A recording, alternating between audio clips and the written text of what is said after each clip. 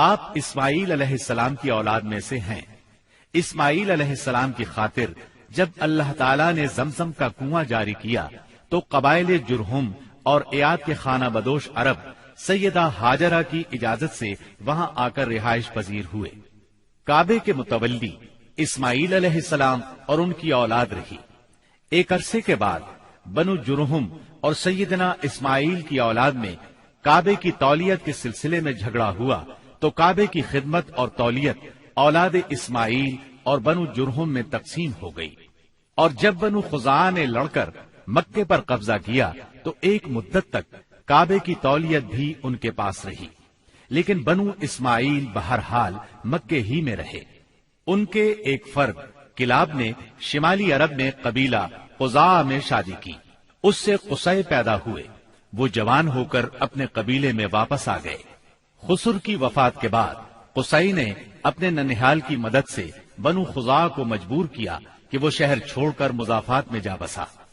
بنو خزاعہ کے سردار نے کعبے کے قیمتی چڑھاووں کو زمزم کے کنویں میں ڈال کر اس کو پاٹ دیا اور کنواں غائب ہو گیا۔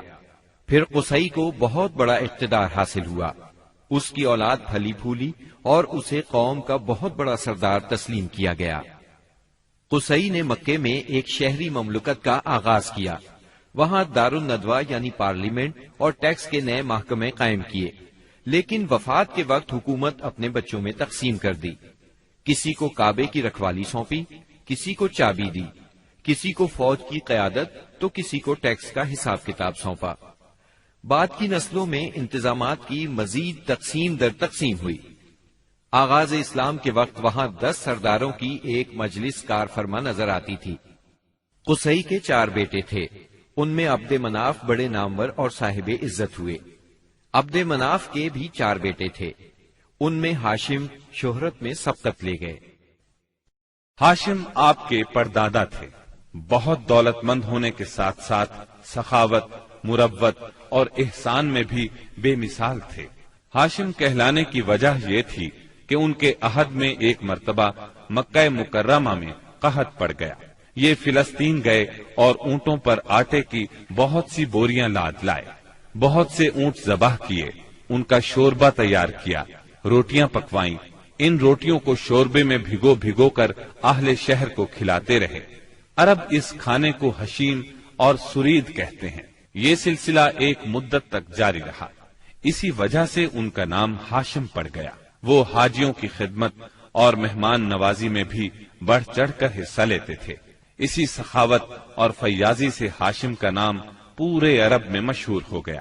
ذاتی اثر و رسوخ اور وجاہت کی وجہ سے ان کی دوسرے ممالک کے درباروں میں بھی رسائی تھی۔ انہوں نے ہی قریش میں سب سے پہلے یہ دستور جاری کیا کہ سال میں 2 مرتبہ تجارتی قافلے روانہ ہوا کریں، موسم گرما میں شام کی طرف اور موسم سرما میں یمن کی طرف۔ چنانچہ اسی دستور کے مطابق دونوں موسموں میں قافلے روانہ ہوتے تھے۔ سورۃ القریش میں اللہ تعالیٰ نے قریش کو یہی انعام یاد دلایا ہے، کیونکہ قریش اللہ کی رحمت سے موسم سرما و گرما کے عادی ہو گئے۔ ان کی سمجھ میں یہ بات آ گئی کہ اس نعمت کے شکریہ میں اللہ کی عبادت کرنا چاہیے جو اس گھر کا مالک ہے، اور اس نے انہیں بھوک میں کھانا دیا اور خوف سے امن بخشا۔ نجاشی شاہ حبش ہاشم کی بے حد خاطر مدارت کرتا اور تحفے تحائف بھی پیش کرتا۔ قیصر روم بھی ان سے بہت مہربانی سے پیش آتا تھا۔ ہاشم نے یمن اور روم کی حکومت سے قریش کے تجارتی قافلے کی حفاظت کا حکم حاصل کیا، اور یہ ان کے اعلیٰ تدبر کا نتیجہ تھا کہ تمام راستے قریش کے تجارتی قافلوں کے لیے محفوظ ہو گئے۔ اس طرح مکہ مکرمہ بین الاقوامی تجارت کا مرکز بن گیا۔ اس سے خانہ کعبہ کی زیارت اور فریضہ حج عام ہو گئے، اور مکی زبان بھی ملک کے چاروں طرف سمجھی جانے لگی۔ ان قریشی قافلوں اور سالانہ میلوں کی وجہ سے جزیرہ نمائے عرب میں ایک معاشی مرکز پیدا ہو گیا۔ ان سالانہ میلوں میں قریش کو سرمایہ دارانہ تجارت اور قافلوں کی حفاظت کے سلسلے میں بہت اہمیت حاصل تھی۔ اس طرح مکہ مکرمہ تجارتی مرکز بنا، جس نے سیاسی مرکزیت کا راستہ کھولا جو اسلام کا کارنامہ بننے والا تھا۔ 197 عیسوی کے چند ماہ بعد ہاشم کی بیوی سلمہ بنت عمرو کے ہاں مدینہ منورہ میں شیبہ یعنی عبد المطلب پیدا ہوئے۔ بچے کے سر میں کچھ بال سفید تھے، اس لیے ان کا نام شیبہ رکھا گیا۔ شیبہ کا مطلب ہے بوڑھا۔ ہاشم کی وفات کے بعد ذمہ داریاں ان کے بھائی مطلب نے سنبھال لی تھی۔ گویا مطلب شیبہ کا چچا تھا۔ اس کی وفات کے بعد شیبہ نے رفادہ اور سقایا کی ذمہ داریاں خوبی سے سنبھالی۔ انہوں نے یمن اور حبشہ کے درباروں میں اپنی قوم کی نمائندگی بھی کی۔ ان کی ملکیت میں ایک قدرتی چشمہ بھی تھا۔ ایک دن خواب میں انہیں اشارہ ملا کہ فلاں جگہ کھود کر غائب شدہ زمزم کا کنواں برآمد کریں۔ کھودتے وقت اس سے انہیں دفن شدہ خزانہ بھی ملا جو کعبے کے چڑھاووں پر مشتمل تھا۔ عبد المطلب کو زمزم کی ملکیت کے لیے بہت دشواریاں پیش آئیں، مگر اہل شہر امن پسند تھے۔ انہوں نے طے کیا کہ کسی غیر جانبدار حاکم سے اس کا فیصلہ کرا لیا جائے۔ عبد المطلب نے یہ بات مان لی، لیکن پریشان بھی تھے، اس لیے منت مانی کہ اگر اللہ نے مجھے 10 بیٹے دیے اور وہ بلوغت کو پہنچے تو میں ان میں سے ایک کو کعبے میں جا کر اللہ کے لیے قربان کر دوں گا۔ جب 10واں بیٹا بھی بلوغت کو پہنچ گیا تو عبد المطلب کو منت یاد آئی۔ انہوں نے بیٹوں کے درمیان قرعہ ڈالا تاکہ جس کا نام نکلے اسے قربان کر دیں۔ قرعہ نبی اکرم صلی اللہ علیہ وسلم کے والد عبداللہ کے نام نکلا۔ عبد المطلب کا ارادہ دیکھ کر رشتہ داروں اور دوستوں نے دخل اندازی کی اور انہیں مشورہ دیا کہ وہ کسی خاتون عرافہ کے پاس جا کر حل دریافت کریں۔ چنانچہ عبد المطلب ایک عرافہ کے پاس گئے۔ اس نے معاملہ سن کر مشورہ دیا کہ بیٹے اور 10 اونٹوں کے درمیان قرعہ ڈالو، اگر عبداللہ کے نام نکلے تو مزید 10 اونٹ بڑھا دو، اس طرح خون بہا کی مقدار میں اضافہ کرتے جاؤ یہاں تک کہ قرعہ خون بہا پر نکلے۔ انہوں نے قرعہ اندازی شروع کی۔ قرعہ ہر بار عبداللہ کے نام نکلتا رہا۔ یہ 10 اونٹ ہر بار بڑھاتے گئے۔ جب 100 اونٹ پورے ہو گئے تب قرعہ اونٹوں کے نام نکلا۔ عبد المطلب نے 3 بار ایسا کیا تاکہ اطمینان ہو جائے۔ ہر بار 100 اونٹوں ہی کا قرعہ نکلا۔ اب انہیں اطمینان ہو گیا کہ یہی اللہ کو منظور ہے۔ زمزم کے کنویں کی ملکیت حاصل کرنے کے علاوہ عبد المطلب کی زندگی کا دوسرا اہم واقعہ ابرہہ کا بیت اللہ پر حملہ ہے۔ تاریخ میں اس کو واقعہ فیل کے نام سے یاد کیا جاتا ہے۔ ابرہہ ایک عیسائی سردار تھا۔ شاہ حبشہ نجاشی کی طرف سے یمن کا حاکم تھا۔ اس نے دیکھا کہ اہل عرب حج کے لیے مکہ مکرمہ جاتے ہیں اور خانہ کعبہ کا طواف کرتے ہیں، تو اس نے عیسائی مذہب کے نام پر یمن کے شہر صنعاء میں ایک عالیشان گرجا بنوایا۔ عرب میں اس گرجا کی خبر مشہور ہو گئی۔ قبیلہ کنانہ کا ایک آدمی وہاں گیا اور گرجا میں گندگی پھیلا کر بھاگ آیا۔ ابرہہ نے غصے میں آ کر قسم کھائی کہ کعبے کو ڈھا کر دم لے گا۔ چنانچہ وہ ایک لشکر جرار لے کر مکہ مکرمہ کی طرف روانہ ہوا۔ راستے میں عرب کے جس قبیلے نے بھی مزاحمت کی، ابرہہ نے اسے تہہ تیغ کر ڈالا، یہاں تک کہ وہ مکہ معظمہ کے قریب پہنچ گیا۔ وہاں کے لوگوں کو اپنے ارادے سے خبردار کرنے کے لیے اس نے اہل مکہ کے جانور پکڑ لیے۔ ان جانوروں میں عبد المطلب کے 200 اونٹ بھی تھے۔ عبد المطلب کو ابرہہ کی چڑھائی کی خبر ملی تو وہ خانہ کعبہ کی دیواروں سے لپٹ گئے اور رو پڑے۔ اللہ سے اپنے گھر کی حفاظت کی دعا کی۔ قریش کے چند سرداروں کو لے کر ابرہہ سے ملنے کے لیے گئے اور اس سے اپنے اونٹوں کی واپسی کا مطالبہ کیا۔ ابرہہ ان کی بات سن کر حیران ہوا اور بولا، تم نے اپنے اونٹوں کی واپسی کی تو بات کی، کعبے کے متعلق ایک لفظ بھی نہیں کہا۔ میں تو یہاں کعبے کو ڈھانے کے لیے آیا ہوں۔ عبد المطلب نے جواب دیا، اونٹ میری ملکیت ہیں، اس لیے ان کی رہائی کے لیے چلا آیا۔ کعبے کا مالک اللہ ہے جو اپنے گھر کو بچانے کی پوری طاقت رکھتا ہے۔ ابرہہ نے ان اونٹوں کی واپسی کا حکم دے دیا۔ یہ اپنے اونٹ لے کر مکہ معظمہ واپس آ گئے۔ 60-70 ہزار کا لشکر تھا اور اس میں 9 یا 13 ہاتھی تھے۔ اس لشکر نے آخر مکے پر چڑھائی کی۔ لشکر مکے کے نزدیک پہنچا تو محمود نامی ہاتھی نے مکے میں داخل ہونے سے انکار کر دیا اور وہیں بیٹھ گیا۔ ایسے میں اچانک باہر قلزم کی طرف سے پرندوں کا ٹڈی دل نظر آیا۔ ان کے پنجوں اور چونچوں میں کنکریاں تھیں۔ جن سپاہیوں پر وہ کنکریاں پڑتی ان کے اعضاء کٹنا شروع ہو جاتے۔ ان کنکریوں کے گرنے سے ابرہہ کی فوج اور ہاتھیوں کا جو حشر ہوا وہ بلا شبہ تاریخ عالم کا ایک نہایت حیرت ناک باب ہے۔ خود ابرہہ مشکل سے گرتا پڑتا صنعاء تک پہنچا اور نہایت دردناک عذاب میں گرفتار ہو کر یمن میں مرا۔ عربوں کے ہاں اس سال کو عام الفیل کہتے ہیں۔ ایک مدت تک یہی تقویمی سال شمار ہوتا رہا۔ قرآن کریم میں یہ واقعہ سورہ فیل میں بیان ہوا۔ کیا تم نے نہیں دیکھا تمہارے پروردگار نے ہاتھی والوں کے ساتھ کیا سلوک کیا؟ کیا اس نے ان کی تدبیر کو اکارت نہیں کر دیا اور ان پر پرندوں کے جھنڈ بھیج دیے جو ان پر پکی ہوئی مٹی کے پتھر پھینک رہے تھے، پھر ان کا یہ حال کر دیا جیسے جانوروں کا کھایا ہوا بھوسا۔ واقعہ فیل کے 50-55 دن بعد عبد المطلب کعبے کا طواف کر رہے تھے کہ انہیں پوتے کی ولادت کی خوشخبری ملی۔ 75 سالہ دادا بہت خوش ہوئے۔ نبی کریم صلی اللہ علیہ وسلم ان کے پیارے فرزند جناب عبداللہ کی یادگار تھے، جن کی زندگی 100 اونٹوں کی قربانی دے کر بچائی گئی تھی، لیکن پھر اچانک وہ فوت ہو گئے۔ ان کی وفات سے بوڑھے باپ کو جو صدمہ پہنچا تھا، پوتے کی ولادت سے ایک حد تک وہ کم ہو گیا۔ عبداللہ کی والدہ یعنی نبی صلی اللہ علیہ وسلم کی دادی کا نام فاطمہ بنت عمرو تھا۔ عبداللہ کے 2 سگے بھائی زبیر اور ابو طالب تھے۔ بی بی آمنہ سے نکاح کے بعد عبداللہ نے رواج کے مطابق 3 دن تک سسرال میں قیام کیا۔ اس کے بعد تجارت کی غرض سے شام چلے گئے۔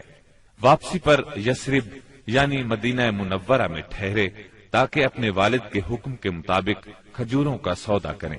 مدینہ منورہ ہی میں قیام کے دوران وہ بیمار ہو گئے۔ آپ کی بیماری کی خبر مکہ پہنچی تو عبد المطلب نے فوراً اپنے بڑے بیٹے حارث کو عبداللہ کی خبر گیری کے لیے مدینہ روانہ کیا۔ حارث مدینہ پہنچے تو معلوم ہوا 1 ماہ بیمار رہنے کے بعد عبداللہ انتقال کر گئے ہیں۔ انتقال کے وقت انہوں نے 5 اونٹ، چند بکریاں اور 1 باندی چھوڑی، جس کی کنیت ام ایمن اور نام برکت تھا۔ عبداللہ کا انتقال اپنے پیغمبر بیٹے کی ولادت سے چند ماہ پہلے ہی ہو گیا تھا۔ گویا آپ صلی اللہ علیہ وسلم شکم مادر ہی میں یتیم ہو گئے تھے۔ آپ کی والدہ سیدہ آمنہ طہارت نفس، شرافت، عزت، عفت، عصمت اور پاک بازی میں بے مثال تھی۔ اپنی قوم میں سیدۃ النساء کے لقب سے مشہور تھی۔ ددھیال اور ننہیال دونوں کے اعتبار سے آپ عرب کے بہترین قبیلے اور بہترین قوم میں سے تھیں۔ ولادت باسعادت کے بعد 3-4 دن تک آپ کی والدہ نے آپ کو دودھ پلایا۔ پھر آپ کے چچا ابو لہب کی آزاد کردہ کنیز سویبہ نے اور پھر حلیمہ سعدیہ نے دودھ پلایا۔ اکثر سیرت نگاروں نے کنیز کا نام سوبیہ ہی لکھا ہے، لیکن دراصل اس کا نام سویبہ تھا۔ جس طرح صحیح بخاری اور سیرت نگاری کے عالمی مقابلے میں اول آنے والی سیرت نبوی پر مستند کتاب الرحیق المختوم میں مذکور ہے۔ دودھ پلانے کی ذمہ داری ماہ ربیع الاول 52 قبل ہجری یعنی اپریل 571 عیسوی میں سونپی گئی۔ اس زمانے میں عرب میں یہ دستور تھا، جو آج کے دور میں بھی باقی ہے، کہ نوزائیدہ بچوں کو دودھ پلانے کے لیے شرفاء ابتدا ہی سے دیہات میں بھیج دیا کرتے تھے، تاکہ دیہات کی صاف ستھری اور کھلی آب و ہوا میں ان کی پرورش ہو سکے، زبان اہل عرب جیسی فصیح ہو جائے اور اہل عرب کی دیگر خصوصیات اوائل عمر ہی سے بچوں میں راسخ ہو جائیں۔ اس دستور کے مطابق سال میں 2 مرتبہ بنی سعد کی عورتیں شیرخوار بچوں کی تلاش میں آیا کرتی تھیں۔ چنانچہ آپ کی پیدائش کے 8 دن بعد انہی عورتوں کے ساتھ حلیمہ سعدیہ بھی تشریف لائیں۔ دوسری عورتوں کو تو مکہ مکرمہ کے کھاتے پیتے گھرانوں کے بچے دودھ پلانے کے لیے مل گئے، لیکن حلیمہ سعدیہ خالی ہاتھ رہ گئیں۔ نبی کریم صلی اللہ علیہ وسلم چونکہ یتیم تھے، اس لیے انعام و اکرام کی امید کم تھی، اس لیے کسی عورت نے ان کے گھر کی طرف توجہ نہ کی۔ آخر جب روانگی کا وقت آیا تو حلیمہ کو خالی ہاتھ جانا بہت ناگوار گزرا، اور اللہ تعالی کی طرف سے ان کا دل اس یتیم بچے کی طرف کھنچنے لگا۔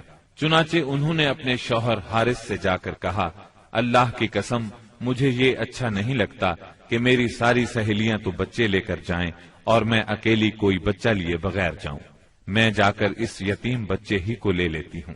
شوہر نے یہ سن کر کہا کوئی حرج نہیں، ممکن ہے اللہ ہمارے لیے اسی میں برکت عطا کر دے۔ اس کے بعد انہوں نے جا کر بچے کو لے لیا۔ قافلہ روانہ ہوا، سب سوار ہو کر چل پڑے۔ حلیمہ سعدیہ بھی آپ کو لے کر چلی۔ حلیمہ کی اونٹنی دبلی پتلی، دیکھنے میں مریل اور چلنے میں سب سے سست رفتار تھی، لیکن جو ہی حلیمہ سعدیہ آپ کو لے کر اس پر سوار ہوئیں، یکا یک وہ برق رفتار ہو گئی۔ باقی عورتوں نے اس منظر کو حیرت سے دیکھا کہ حلیمہ سعدیہ کی مریل اونٹنی ان کی طاقتور اور تیز رفتار اونٹنیوں سے آگے نکلی جا رہی تھی، اور پھر وہ ان سب کو پیچھے چھوڑ گئی۔ یہ تبدیلی دوسری عورتوں کے لیے کسی معجزے سے کم نہیں تھی۔ حلیمہ کے والد ابو زویب کا نام عبداللہ بن حارث تھا، وہ نبی صلی اللہ علیہ وسلم کے رضائی نانا ہوئے۔ حلیمہ کے شوہر کا نام حارث بن عبد العزا تھا، یہ دونوں ہی قبیلہ سعد بنی بکر بن حوازن سے تعلق رکھتے تھے۔ اسی طرح حارث کے بچے آپ کے رضائی بھائی بہن ہوئے۔ جب تک آپ صلی اللہ علیہ وسلم حلیمہ سعدیہ کے گھر رہے، ان کا گھر برکتوں سے مالا مال رہا۔ حلیمہ بیان کرتی ہیں کہ وہ جب آئی تھیں تو قحط سالی کا دور تھا۔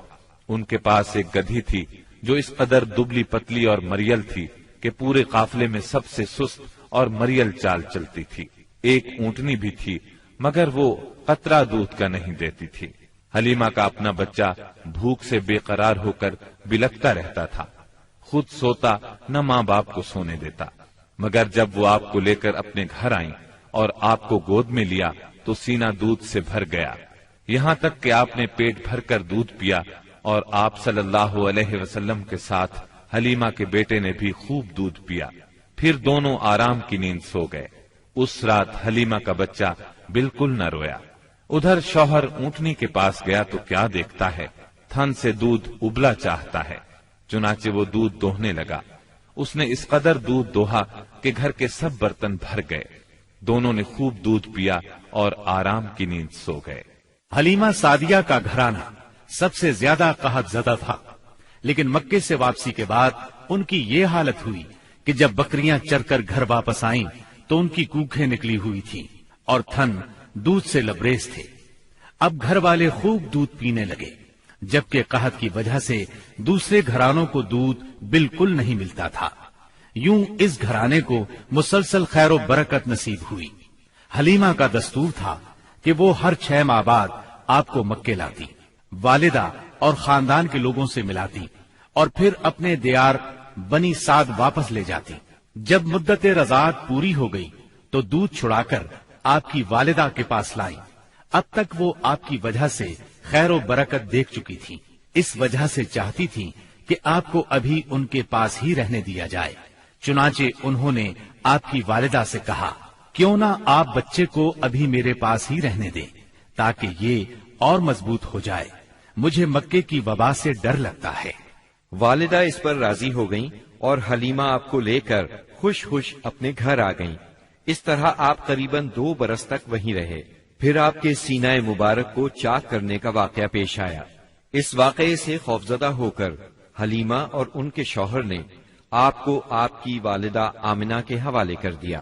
انس بن مالک رضی اللہ عنہ بیان کرتے ہیں، آپ بچوں کے ساتھ کھیل رہے تھے کہ جبریل علیہ السلام تشریف لائے، آپ کو لٹا کر سینہ چاک کر دیا، پھر آپ کا دل نکالا اور اس میں سے ایک لوتھڑا نکال کر فرمایا، یہ تم سے شیطان کا حصہ ہے۔ پھر دل کو سونے کے تشت میں زمزم کے پانی سے دھویا اور واپس سینہ مبارک میں رکھ دیا۔ ادھر بچے دوڑ کر حلیمہ سعدیہ کے پاس آئے اور کہنے لگے، محمد کو قتل کر دیا گیا۔ وہ لوگ فوراً آپ کے پاس پہنچے، دیکھا کہ رنگ اترا ہوا ہے۔ سیدنا انس کا بیان ہے کہ میں نبی اکرم صلی اللہ علیہ وسلم کے سینے پر سلائی کا نشان دیکھا کرتا تھا۔ اس واقعے کے بعد آپ کو مکے پہنچا دیا گیا اور آپ نے اپنی ماں کے سایہ محبت میں اپنے خاندان کے اندر کوئی 2 برس گزارے۔ پھر والدہ، دادا اور ام ایمن کے ساتھ مدینہ منورہ کا سفر کیا، جہاں آپ کے والد کی قبر بھی تھی اور دادا کا ننھیال بھی تھا۔ آپ مدینے میں 1 ماہ رہ کر واپس ہوئے تو راستے میں آپ کی والدہ بیمار ہو گئیں اور مقام ابوا پہنچ کر انتقال کر گئیں۔ انا للہ و انا الیہ راجعون، انہیں وہیں دفن کیا گیا۔ اب بوڑھے عبد المطلب آپ کو لیے مکے پہنچے۔ ان کے دل پر آپ کی والدہ کی وفات کی وجہ سے گہرا اثر تھا۔ آپ کے لیے ان کے دل میں ایسی محبت پیدا ہوئی کہ خود ان کے اپنے بیٹوں کے لیے ویسی محبت نہ تھی۔ وہ آپ کی بہت قدر کرتے، اپنی اولاد سے بڑھ کر چاہتے، خوب اکرام کرتے، اپنے لیے تیار کرائے گئے خاص فرش پر انہیں بٹھاتے، اس فرش پر کسی اور کو نہ بیٹھنے دیتے، پیٹھ پر ہاتھ پھیرتے، آپ کی نقل و حرکت دیکھ کر خوش ہوتے۔ انہیں یقین تھا کہ مستقبل میں آپ کی نرالی شان ہونے والی ہے، لیکن ابھی آپ کی عمر 8 برس 2 مہینے کی ہوئی تھی کہ عبد المطلب بھی انتقال کر گئے۔ اب آپ کے چچا ابو طالب نے آپ کی کفالت کا بیڑا اٹھایا۔ یہ آپ کے والد کے سگے بھائی تھے، انہوں نے بھی آپ سے خاص رحمت اور شفقت برتی۔ وہ مالدار تو نہ تھے، لیکن آپ کی کفالت کے بعد اللہ تعالیٰ نے ان کے تھوڑے سے مال میں اس قدر برکت دی کہ ایک آدمی کا کھانا پورے کنبے کے لیے کافی ہو جاتا تھا۔ خود آپ بھی صبر و قناعت کا نمونہ تھے، جو ملتا اسی پر قناعت فرماتے۔ جب آپ کی عمر 12 برس اور کہا جاتا ہے کہ مزید 2 ماہ اور 10 دن ہوئی تو آپ کے چچا ابو طالب نے تجارت کے لیے ملک شام جانے کا ارادہ کیا۔ آپ کو ان کی جدائی بہت گراں گزری۔ ابو طالب خود بھی متاثر ہوئے، لہذا آپ کو اپنے ساتھ لے لیا۔ قافلہ ملک شام کی حدود میں پہنچا تو شہر بصرہ کے قریب پڑاؤ کیا۔ بحیرہ نامی عیسائیوں کا ایک راہب اپنے گرجے سے نکل کر ان کے پاس آیا اور قافلے کے درمیان سے گزر کر نبی صلی اللہ علیہ وسلم کے پاس پہنچا۔ پھر آپ کا ہاتھ پکڑ کر بولا، یہ دنیا کے سردار ہیں، پروردگار عالم کے رسول ہیں، اللہ انہیں رحمت عالم بنا کر بھیجے گا۔ میں انہیں مہر نبوت سے بھی پہچانتا ہوں۔ یہ کندھے کے نیچے نرم ہڈی کے پاس سیب کی طرح ہے، اور ہم اس کا ذکر اپنی کتابوں میں بھی پاتے ہیں۔ پھر اس نے قافلے کی دعوت کی اور ابو طالب سے کہا، انہیں یہاں سے واپس بھیج دیں، ملک شام نہ لے جائیں، کیونکہ انہیں یہودیوں سے خطرہ ہے۔ اس پر ابو طالب نے غلاموں کے ہمراہ آپ کو مکے بھیج دیا۔ جب آپ کی عمر 15 برس ہوئی تو ذیقات کے مہینے میں اوکاس کے بازار میں ایک لڑائی ہوئی۔ اس لڑائی میں ایک طرف قریش کے قبائل تھے اور دوسری طرف قیس اور اعلان کے قبائل تھے۔ دونوں میں گھمسان کا رن پڑا، فریقین کے کتنے ہی آدمی مارے گئے، لیکن پھر انہوں نے صلح کر لی اور طے پایا کہ دونوں طرف کے مقتولین گنے جائیں، جدھر زیادہ ہوں ادھر والے زائد مقتولین کا خون بہا لے لیں۔ اس کے بعد جنگ ختم ہو گئی اور باہمی دشمنی کو ختم کر دیا گیا۔ اس جنگ میں نبی کریم صلی اللہ علیہ وسلم بھی شریک تھے، لیکن آپ نے لڑائی میں براہ راست حصہ نہیں لیا، اپنے چچاؤں کو تیر تھماتے تھے۔ اس جنگ کا نام جنگ فجار ہے۔ یہ نام اس لیے مشہور ہوا کہ اس میں حرام مہینے کی حرمت پامال کی گئی۔ فجار نام کے واقعات 4 بار پیش آئے، ہر سال ایک واقعہ پیش آتا رہا۔ جنگ فجار والا واقعہ آخری تھا۔ اس سے پہلے کے 3 واقعات میں ہلکے پھلکے جھگڑے ہوئے، شدید لڑائی صرف اسی چوتھے واقعے میں ہوئی۔ اس جنگ کے بعد ذیقعد ہی کے مہینے میں 5 قبائل کے درمیان ایک عہد نامہ طے پایا۔ اس عہد نامے کو حلف الفضول کہا جاتا ہے۔ ان قبائل کے نام یہ ہیں: بنو ہاشم، بنو مطلب، بنو اسد، بنی عبد العزا، بنو زہرہ اور بنو تیم۔ اس کی وجہ یہ ہوئی کہ یمن کا ایک آدمی اپنا سامان تجارت لے کر مکے آیا۔ عاص بن وائل نے اس سے وہ مال خرید لیا، لیکن قیمت ادا نہ کی۔ اس نے بنو عبد الدار، بنو مخزوم، بنو سہم اور بنو عدی سے فریاد کی، لیکن انہوں نے کوئی توجہ نہ دی۔ چنانچہ اس نے ابو قبیس کے پہاڑ پر چڑھ کر چند اشعار پڑھے، جن میں اپنی مظلومیت کا نقشہ کھینچا اور آواز لگائی کہ کوئی تو اس کا حق دلانے کے لیے اس کی مدد کرے۔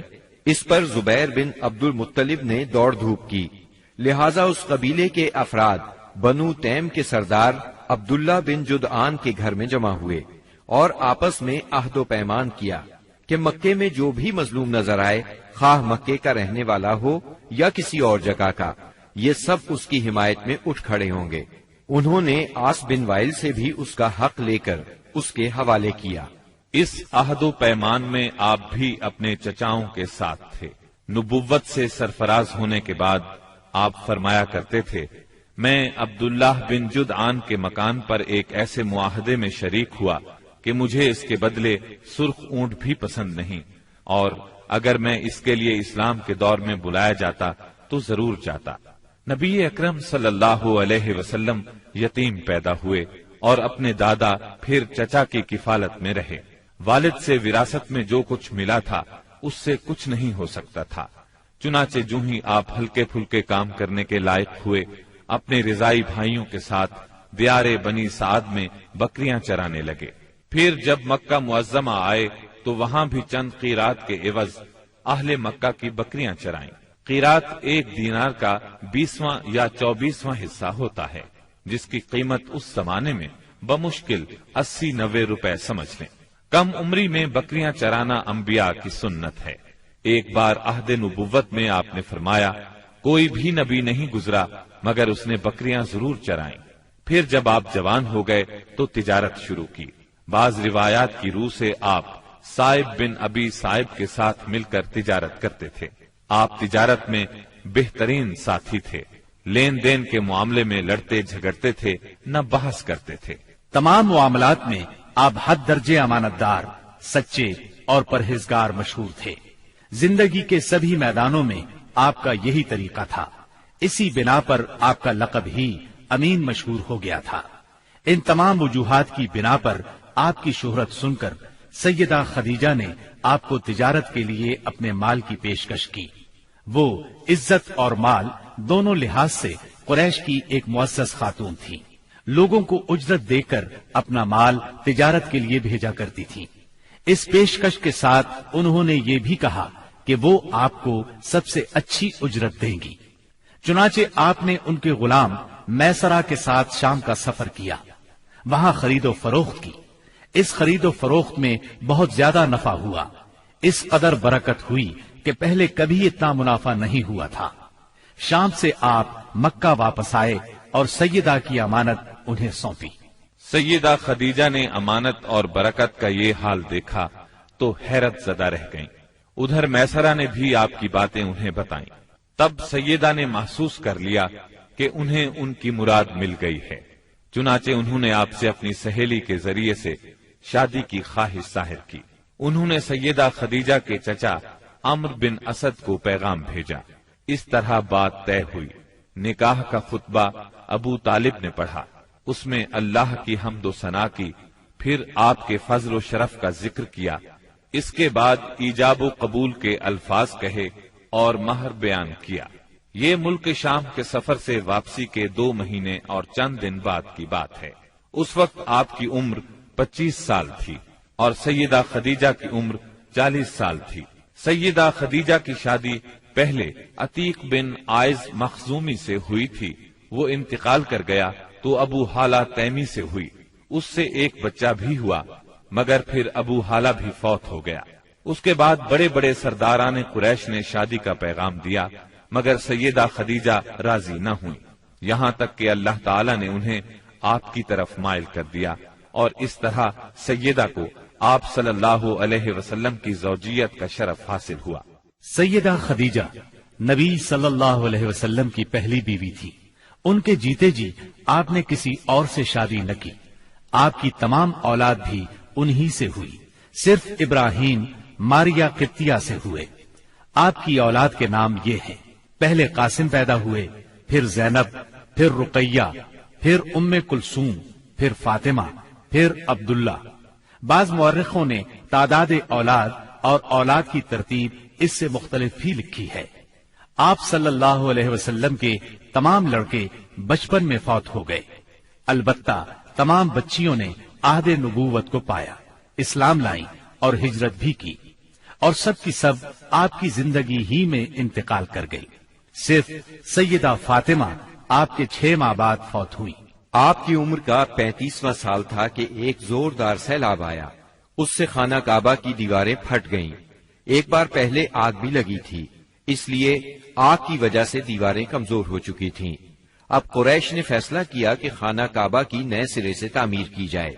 اس موقع پر انہوں نے فیصلہ کیا کہ اس تعمیر میں صرف حلال مال ہی خرچ کریں گے، چنانچہ رنڈی کی اجرت، سود کی دولت اور کسی کا ناحق لیا ہوا مال اس میں استعمال نہیں کریں گے۔ انہیں خانہ کعبہ گراتے ہوئے ڈر بھی لگ رہا تھا کہ کہیں اللہ کا عذاب نہ ٹوٹ پڑے۔ آخر کار ولید بن مغیرہ نے یہ کہہ کر ڈھانا شروع کر دیا کہ اللہ مصلحین کو ہلاک نہیں کرتا۔ جب لوگوں نے دیکھا کہ اسے کچھ نہیں ہوا تو وہ بھی اس کام میں شریک ہو گئے اور سیدنا ابراہیم علیہ السلام والی بنیاد تک خانہ کعبہ گرا ڈالا۔ اس کے بعد تعمیر شروع کی۔ تعمیر کے لیے ہر قبیلے کا الگ الگ حصہ مقرر تھا۔ معززین اپنے کاندھوں پر پتھر لاتے اور ڈھیر لگاتے۔ نبی کریم صلی اللہ علیہ وسلم اور آپ کے چچا عباس بھی پتھر ڈھو رہے تھے۔ تعمیر کا کام باقوم نامی ایک رومی معمار کر رہا تھا۔ مال چونکہ اس قدر جمع نہ ہو سکا تھا کہ سیدنا ابراہیم علیہ السلام والی بنیادوں پر تعمیر مکمل کی جا سکتی، اس لیے شمال کی طرف سے قریباً 6 ہاتھ چھوڑ کر اس پر ایک چھوٹی سی دیوار اٹھا دی گئی تاکہ علامت باقی رہے کہ یہ بھی خانہ کعبہ کا حصہ ہے۔ اس کو ہجر اور حتیم کہتے ہیں۔ جب دیوار حجر اسود تک اٹھ گئی تو ہر سردار نے چاہا حجر اسود کو اس کی جگہ رکھنے کا شرف اسے حاصل ہو۔ اس پر سخت جھگڑا اٹھ کھڑا ہوا جو 4-5 روز تک جاری رہا۔ کسی طرح فیصلہ نہ ہو پایا کہ حجر اسود کون رکھے گا، اور قریب تھا کہ حرم میں خون ریزی ہو جائے، لیکن ابو امیہ کی ایک تجویز سب نے منظور کر لی۔ ابو امیہ سب سے زیادہ عمر رسیدہ تھا۔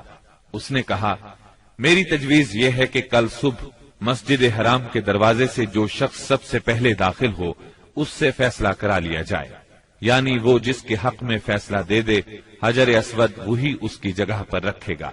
دوسرے دن صبح سویرے جو شخص سب سے پہلے داخل ہوا وہ نبی اکرم صلی اللہ علیہ وسلم تھے۔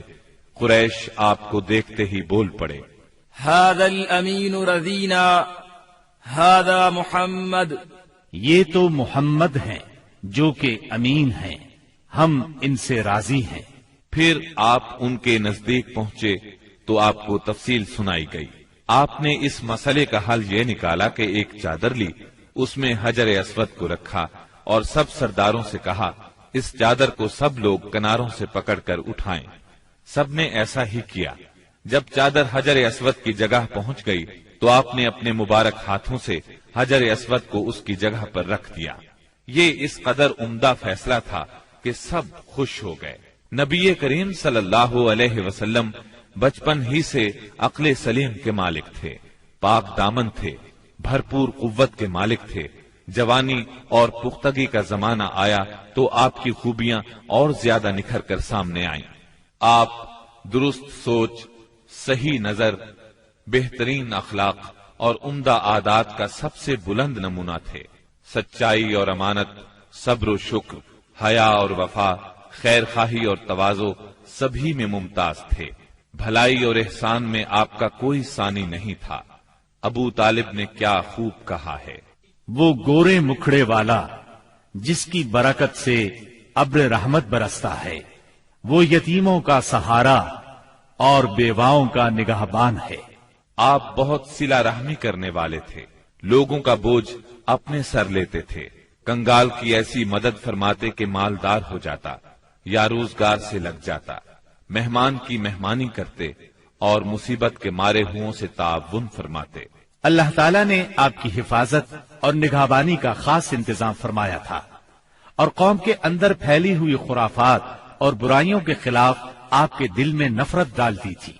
چنانچہ آپ بتوں کی عید پر حاضر ہوتے، نہ شرک کے میلوں میں جاتے، اور نہ آپ آستانوں یا غیر اللہ کے نام پر ذبح کیا ہوا جانور کھاتے، نہ بتوں ہی کو چھوتے، اور نہ ان سے تقرب حاصل کرتے تھے۔ لات اور عزا کی قسم تو سننا بھی گوارا نہ فرماتے۔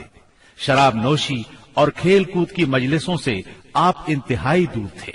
ایسی کسی مجلس میں آپ نے کبھی شرکت نہ فرمائی، جبکہ یہی مجلس جوانوں کی تفریح اور दोस्तों से मुलाकात के मुकामात थी।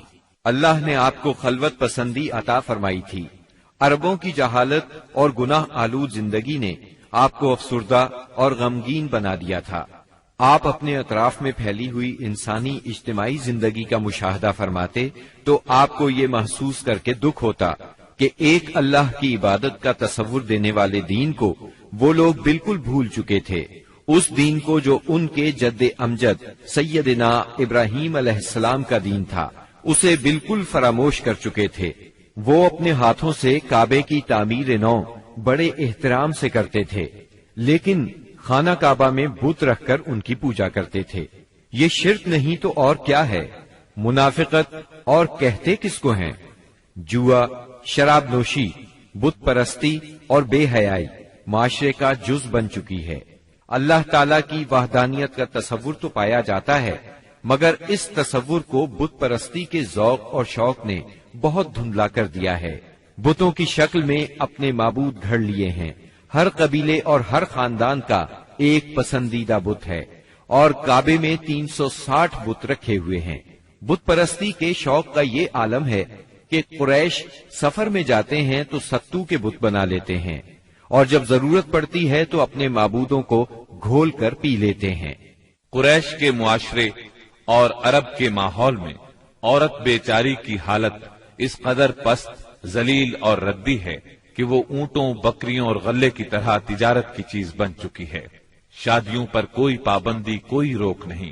ایک مرد جتنی عورتوں سے چاہے شادی کر سکتا ہے، اور دوسری طرف عورت بھی جتنے مردوں کو پسند کرے ان سے تعلق پیدا کر سکتی ہے۔ چوری چھپے آشنائی سے لے کر کھلی بے حیائی تک ہر برائی کی جاتی ہے۔ پستی اور گراوٹ کی انتہا ہے کہ منقولہ اور موروثی جائیداد کی طرح باپ کی بیویاں بھی بیٹے کو ورثے میں ملتی ہیں، اور وہ اپنی حقیقی ماں کے سوا اپنی ستیلی ماؤں سے شادی کرنے میں کسی قسم کی آر محسوس نہیں کرتا۔ اس بے حیائی کے ساتھ عربوں میں ایک شدید مجرمانہ قسم کی غیرت بھی پائی جاتی ہے، وہ یہ کہ ہماری لڑکیاں کسی کو بیاہ ہی نہ جائیں، کوئی مرد ہمارا داماد نہ بنے۔ سنگ دلی کی حد تک اس غیر فطری غیرت کے سبب لڑکیاں زندہ دفن کی جاتی ہیں، اور اس انتہا درجے کی بے رحمی پر الٹا فخر کیا جاتا ہے۔ آقا کو غلاموں کی موت اور زندگی پر پورا مالکانہ اختیار حاصل ہے۔ ملک میں کوئی مرکزیت نہیں پائی جاتی، ہر قبیلہ اپنے ایک سردار کے ماتحت خود مختار بنا بیٹھا ہے۔ اس چیز نے قبائل کو شدید قسم کی رقابتوں میں مبتلا کر دیا ہے۔ ذرا ذرا سی بات پر تلواریں نیام سے باہر آ جاتی ہیں، اور بڑی خوفناک جنگیں ہوتی ہیں جن کا سلسلہ کئی پشتوں تک جاری رہتا ہے۔ آنے والی نسلیں اپنے اسلاف اور آباء و اجداد کے خون کا انتقام لیتی ہیں۔ گھڑ دوڑ میں گھوڑا دوڑانے پر جھگڑا، کھیتوں میں بکریاں چرانے پر لڑائی، اور چشموں سے پانی بھرنے پر خونریزی کرتے ہیں۔ اپنے دشمنوں کو قتل کر کے ان کی کھوپڑیوں میں شراب پیتے ہیں۔ عرب قوم جاہل ہے، لکھنا پڑھنا نہیں جانتی، مگر انہیں اپنی شاعری اور زباندانی پر اتنا گھمنڈ اور غرور ہے کہ ساری دنیا کو اپنی فصاحت اور شاعری کے مقابلے میں گنگا خیال کرتے ہیں۔ توہم پرستی انتہا کو پہنچی ہوئی ہے۔ ذرا ذرا سی بات پر فال نکالتے ہیں، پانسے پھینکتے ہیں۔ ہر طرف کہانت کا زور ہے، کاہنوں سے اپنی تقدیر اور مستقبل کے بارے میں پوچھتے ہیں۔ عرب کے باشندے اس آدمی کو قابل عزت اور شریف سمجھتے ہیں جس کے پاس بہت زیادہ اونٹ، بکریاں اور کھجور کے باغات ہوں، بہت سی دولت ہو، غلام ہوں، کنیزیں ہوں۔ نیکی، پرہیزگاری اور شرافت کا تصور ہی ان کے ذہنوں سے نکل چکا ہے۔ یہی وہ دور ہے جس کو دور جہالت کہا جاتا ہے۔ عرب کے معاشرے کی برائیوں نے ان کی فطری صلاحیتوں کو دبا دیا ہے، مثلاً شجاعت، حریت، عہد کی پابندی، مہمان نوازی، جفاکشی، فصاحت اور زباندانی، خود اعتمادی اور کسی کی مدد کے بغیر اپنی حفاظت خود کرنے کا جذبہ۔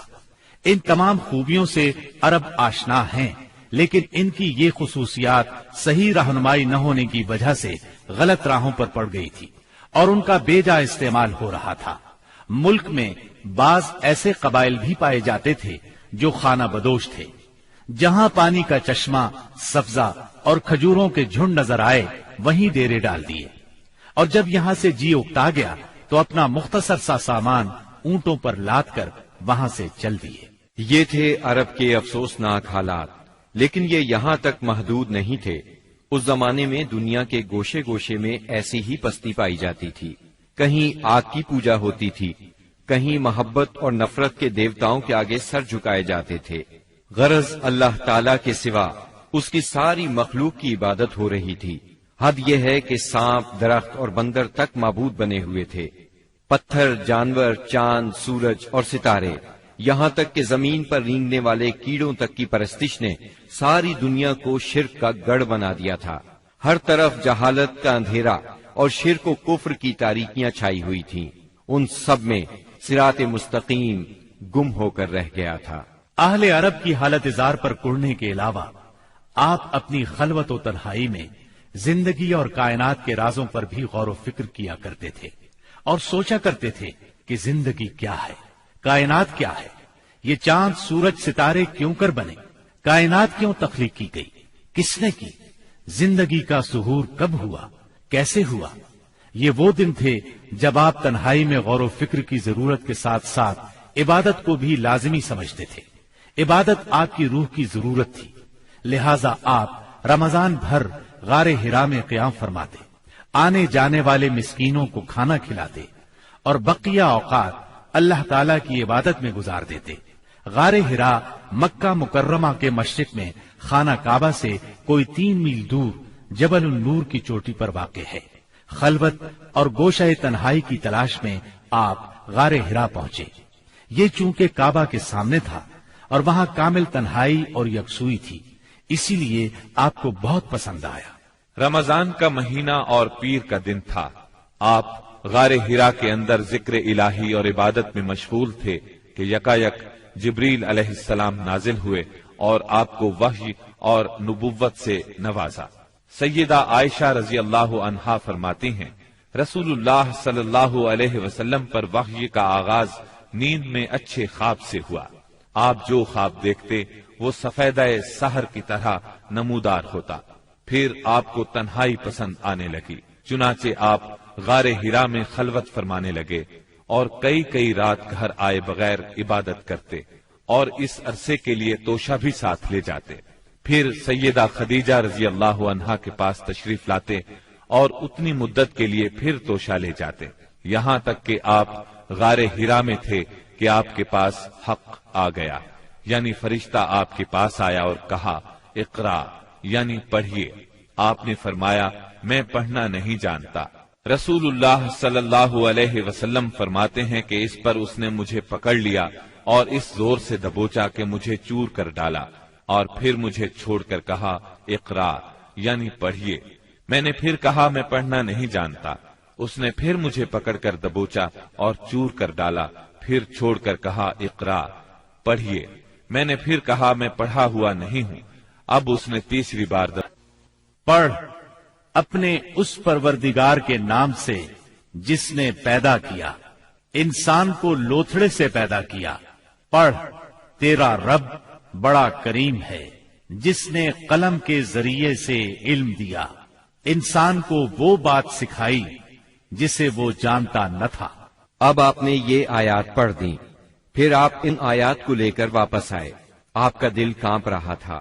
آپ نے سیدہ خدیجہ رضی اللہ عنہا کے پاس پہنچ کر فرمایا مجھے چادر اڑا دو، مجھے چادر اڑا دو۔ انہوں نے چادر اڑا دی، یہاں تک کہ دہشت جاتی رہی۔ پھر آپ نے سیدہ خدیجہ کو واقعہ سنایا اور فرمایا مجھے اپنی جان کا خوف ہے۔ انہوں نے کہا اللہ کی قسم ایسا ہرگز نہیں ہو سکتا، اللہ آپ کو کبھی رسوا نہیں کرے گا۔ آپ صلہ رحمی کرتے ہیں، بے سہاروں کا بوجھ اٹھاتے ہیں، خالی ہاتھ لوگوں کی مدد کرتے ہیں، مہمان کی مہمانی کرتے ہیں اور حق کے سلسلے میں پیش آنے والے مصائب میں مدد کرتے ہیں۔ اس کے بعد سیدہ خدیجہ آپ کو اپنے چچا زاد بھائی ورقہ بن نوفل کے پاس لے گئیں۔ یہ جاہلیت کے دور میں عیسائی ہو گئے تھے، عبرانی لکھنا پڑھنا جانتے تھے اور عبرانی میں انجیل لکھتے تھے۔ اس وقت بوڑھے اور نابینا ہو چکے تھے۔ سیدہ خدیجہ رضی اللہ عنہا نے ان سے کہا بھائی جان آپ اپنے بھتیجے کی بات سنیں۔ ورقہ بن نوفل نے کہا भतीजे, कहो तुम क्या कहते हो? आपने जो कुछ देखा था बयान कर दिया। इस पर वरका बोले, ये तो वही फरिश्ता है जो मूसा अलैहिस्सलाम पर नाजिल हुआ था। काश मैं उस वक्त जिंदा होता जब आपकी कौम आपको निकाल देगी। आपने हैरान होकर फरमाया, मेरी कौम मुझे निकाल देगी? वरका बिन नौफल बोले, हाँ, कोई ऐसा आदमी नहीं जो तुम जैसा पैगाम लाया हो और उससे दुश्मनी न की गई हो, और अगर मैं उस वक्त तक जिंदा रहा तो तुम्हारी जबरदस्त मदद करूंगा। लेकिन इसके बाद जल्द ही वरका बिन नौफल फौत हो गए और उधर वही का सिलसिला रुक गया। वही की बंदिश से आपको सख्त रंजो मलाल हुआ, लेकिन मसलहत इलाही इसी में थी, क्योंकि इस तरह खौफ जाता रहा। मुआमले की नौयत समझने का मौका मिला और दोबारा वही की मशक्कत बर्दाश्त करने पर तबीयत सिर्फ आमादा ही नहीं हुई, बल्कि एक गुना शौक और तलब भी पैदा हुई और आप दोबारा वही का इंतजार करने लगे। उधर आप गोशा नशीनी की बकिया मुद्दत पूरी करने के लिए वरका के पास से पलटकर दोबारा गारे हिरा में तशरीफ ला चुके थे। जब माह रमजान खत्म हो गया और आपकी एतिकाफ की मुद्दत पूरी हो गई तो आदत के मुताबिक पहली शव्वाल की सुबह हिरा से उतरकर मक्का मुअज्जमा रवाना हुए। नबी करीम सल्लल्लाहु अलैहि वसल्लम इरशाद फरमाते हैं, मैं पहाड़ से उतरकर मैदान में पहुंचा तो मुझे पुकारा गया। मैंने दाएं देखा, कुछ दिखाई न दिया। बाएं देखा तो भी कुछ दिखाई न दिया। सामने देखा तो भी कुछ दिखाई न दिया।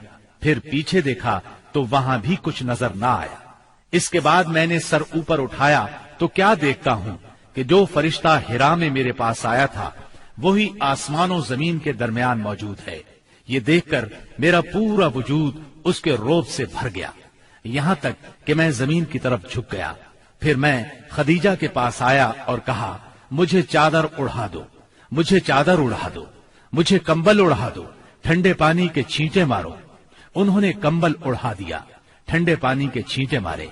फिर ये ऐ कंबल पोश, उठ और लोगों को उनकी बदअमली के नताइज से डरा, अपने रब की बड़ाई बयान कर और अपने कपड़े पाक रख और गंदगी से अलग थलग रह। बेसत नबवी के इब्तिदाई 3 बरसों में आप चुपके चुपके तबलीग करते रहे। इस दौरान में सैयदना अरकम रजी अल्लाह अन्हु का घर इस्लामी तहरीक का मरकज बना। ये घर कोहे सफा के दामन में वाक़ था। नमाजें घरों के अंदर और पहाड़ों की घाटियों में पढ़ी जाती रहीं। इस तबलीग के जरिए से चिराग जलता रहा। आपने सबसे पहले उन लोगों को तबलीग फरमाई जिनके आपके साथ ताल्लुकात थे। आपको अपने इन करीबी साथियों की तरफ से मायूसी का सामना नहीं करना पड़ा। औरतों में आपकी ज़ौजा सैयदा खदीजा रजी अल्लाह अन्हा, गुलामों में जैद बिन हारिसा रजी अल्लाह अन्हु, मर्दों में सैयदना अबू बकर सिद्दीक रजी अल्लाह अन्हु और लड़कों में सैयदना अली रजी अल्लाह अन्हु ने सबसे पहले इस्लाम कबूल किया। खुफिया दावत व तबलीग का ये सिलसिला करीबन 3 साल तक जारी रहा। इस अरसे में जिन हजरात ने इस्लाम कबूल किया उनके नाम ये हैं: बिलाल बिन रबाह, उस्मान बिन अफ्फान, जुबैर बिन Awwam, Abdurrahman bin of, Talha bin Ubaidullah, Saad bin Abi वक्कास, अम्र bin अम्बसा, Khalid bin Saad bin us, Ammar bin Yasir, Khabbab बिन अरत, अबू उबैदा बिन जर्राह, सईद बिन जैद, जाफर बिन अबी तालिब, अब्दुल्लाह बिन मसऊद, अबू सलमा, उस्मान बिन मज़ऊन, सुहैब रूमी और अरकम रजी अल्लाह अन्हुम। मजमूई तौर पर करीबन 40 अफराद ने इस्लाम कबूल किया। इन हजरात को अस्साबिकून अल अव्वलून कहा गया। इस खामोश तबलीग के नतीजे में 40 अफराद ने इस्लाम कबूल किया। इस तरह इस्लाम की बुनियाद मजबूत हो गई। तब अल्लाह का हुक्म आया, ए कंबल लपेट कर लेटने वाले, उठो और खबरदार करो, अपने रब की बड़ाई का ऐलान करो। ये सूरह मुद्दसिर की पहली 2 आयात का तर्जुमा है। इनमें नबी सल्लल्लाहु अलैहि वसल्लम को इस अजीम और जलील काम के लिए उठने और नींद की चादर पोशी और बिस्तर की गर्मी से निकलकर जिहाद, कोशिश और मशक्कत के मैदान में आने के लिए कहा गया। या अय्युहल मुद्दस्सिर قم فأنذر، اے چادر پوش اٹھ اور ڈرا۔ گویا کہا جا رہا ہے جسے اپنے لیے جینا ہے وہ تو راحت کی زندگی گزار سکتا ہے، لیکن آپ جو اس زبردست بوجھ کو اٹھا رہے ہیں تو آپ کو نیند سے کیا تعلق، آپ کو راحت سے کیا سروکار، آپ کو گرم بستر سے کیا مطلب، پرسکون زندگی سے کیا نسبت، راحت بخش ساز و سامان سے کیا واسطہ۔ آپ اٹھ جائیے اس عظیم کام کے لیے جو آپ کا منتظر ہے، اس بھاری بوجھ کے لیے جو آپ کے لیے تیار ہے۔ اٹھ جائیے جد و جہد اور مشقت کے لیے، تکان اور محنت کے لیے اٹھ جائیے کہ اب نیند اور راحت کا وقت گزر چکا، اب آج سے مسلسل بیداری ہے، طویل اور مشقت سے لبریز جہاد ہے۔ اٹھ جائیے اس کام کے لیے مستعد اور تیار ہو جائیے۔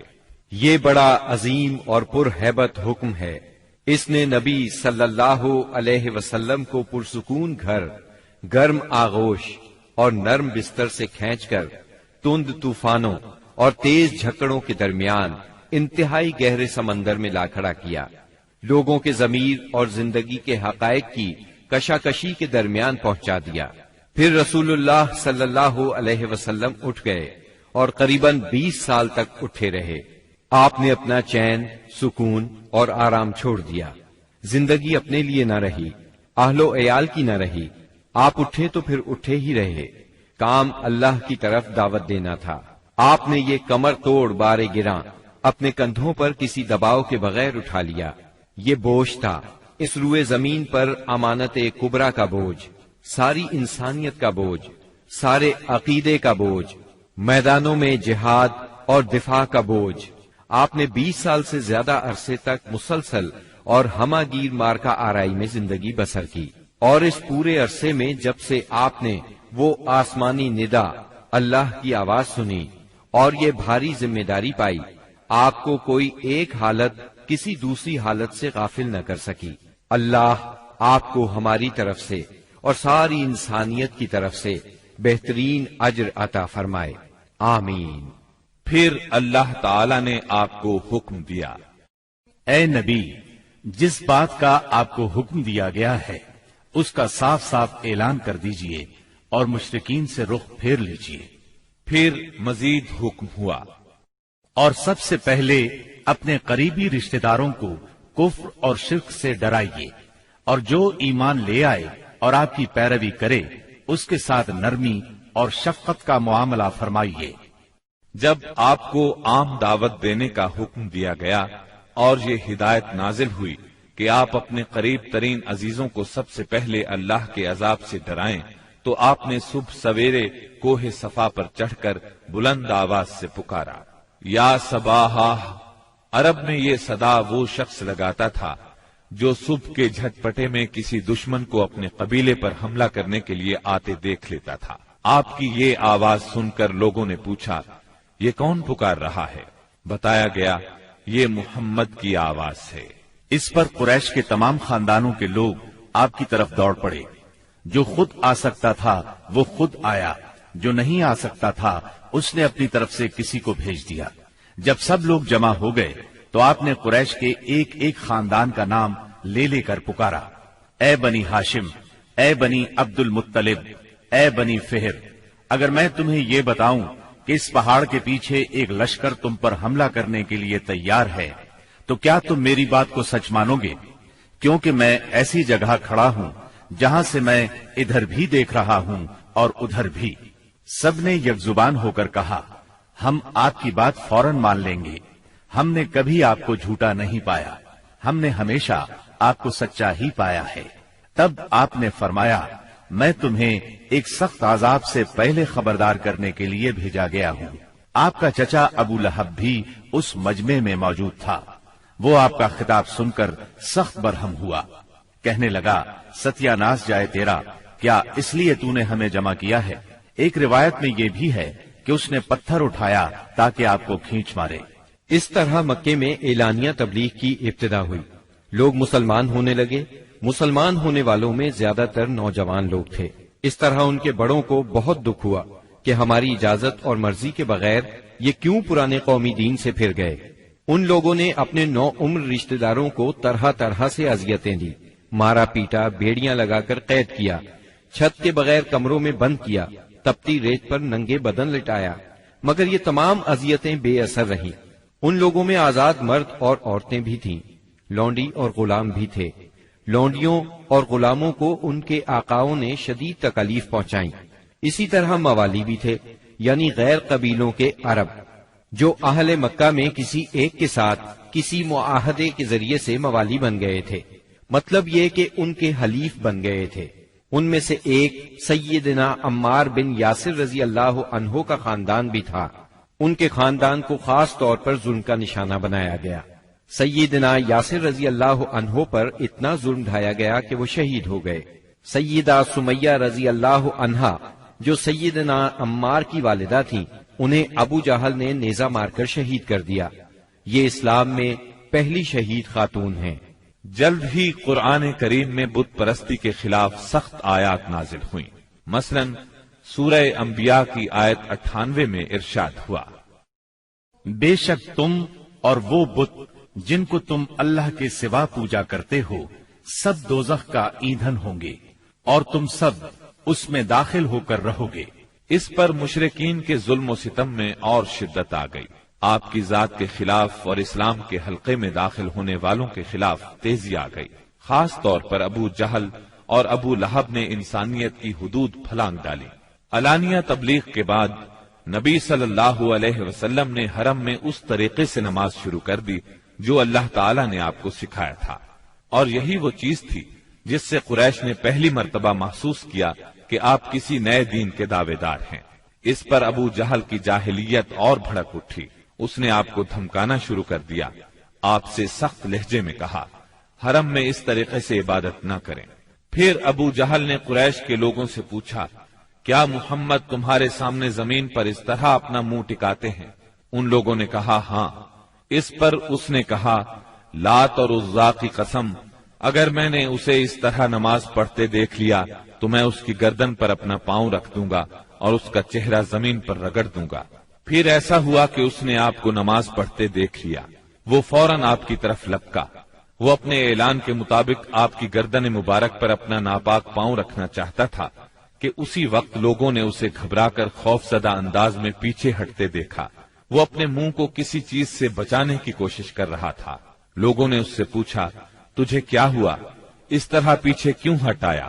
اس نے کہا، میرے اور اس کے درمیان اچانک آگ کی ایک خندق اور کوئی ہولناک چیز تھی اور کچھ پر تھے۔ اس کی یہ بات کسی نے آپ کو بتائی تو آپ نے فرمایا، اگر وہ میرے قریب پھٹکتا تو فرشتے اس کے چیتھڑے اڑا دیتے۔ سیدنا ابن عباس رضی اللہ عنہ سے روایت ہے کہ رسول اللہ صلی اللہ علیہ وسلم مقام ابراہیم پر نماز پڑھ رہے تھے۔ ایسے میں ابو جہل کا ادھر سے گزر ہوا۔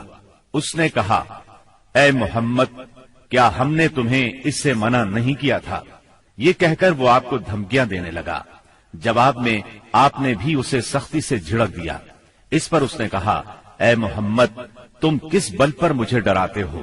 اللہ کی قسم، اس وادی میں میرے حمایتی سب سے زیادہ ہیں۔ ایک دن کسی جگہ اونٹ ذبح کیا گیا۔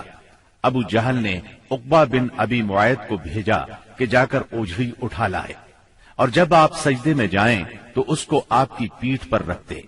اس نے ایسا ہی کیا۔ وہ اس قدر وزنی تھی کہ آپ سجدے سے سر نہ اٹھا سکے۔ سیدہ فاطمہ رضی اللہ عنہا اس وقت بچی تھیں۔ انہیں اطلاع ملی تو وہ دوڑی آئیں اور اس غلیظ بوجھ کو آپ کی کمر مبارک سے اتارا۔ سیدنا عمرو بن عاص چشمدید واقعہ بیان کرتے ہیں۔ ایک روز نبی اکرم صلی اللہ علیہ وسلم خانہ کعبہ میں نماز پڑھ رہے تھے۔ عقبہ بن ابی معیط آیا۔ اس نے اپنی چادر کو لپیٹ دے کر آپ کی گردن مبارک میں ڈال دیا اور بل دینے لگا۔ جب اس نے بل پر بل دیے تو آپ کی گردن مبارک بھنج گئی۔ آپ اسی طرح اطمینان قلب سے سجدے میں پڑے رہے۔ اتنے میں سیدنا ابو بکر صدیق رضی اللہ عنہ وہاں پہنچ گئے۔ انہوں نے دھکے دے کر عقبہ بن ابی معیط کو ہٹایا اور ان سے فرمایا، کیا تم ایک ایسے شخص کو مارتے ہو اور صرف اس جرم میں کہ وہ کہتا ہے میرا پروردگار اللہ ہے اور وہ تمہارے پاس روشن دلائل لے کر آیا ہے۔ ان کے ایسا کہنے پر چند شریر سیدنا صدیق اکبر رضی اللہ عنہ پر ٹوٹ پڑے اور انہیں خوب زد و کوب کیا۔ انہی واقعات پر سورہ علق کی آیات 6 تا 19 نازل ہوئیں، اور اسی سورت کی پہلی 5 آیات نازل ہونے کے بعد سب سے پہلے اسلام کا اظہار نبی کریم صلی اللہ علیہ وسلم نے نماز ہی سے کیا تھا۔